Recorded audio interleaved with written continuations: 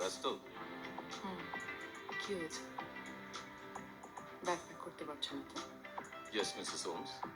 আমাকে Mrs Holmes বানাতে গেলে নিজেকে মিস্টার হোমস হতে হবে, বুঝেছো? টি শার্ট আর পাঞ্জাবিগুলো নিশ্চয়ই একসাথে প্যাক করেছো, রাইট? মানে পরে ঢোকাবো বলছো? না থাক, 4 দিনের জন্য যাচ্ছি আমরা, এত কিছু নেওয়ার দরকার নেই। ওকে। শোনো, একটা কাজ করো, কোলাপুরিটা বাক্স সমেত না ঢুকিয়ে একটা কাপড়ের ব্যাগে র্যাপ করে রাখো।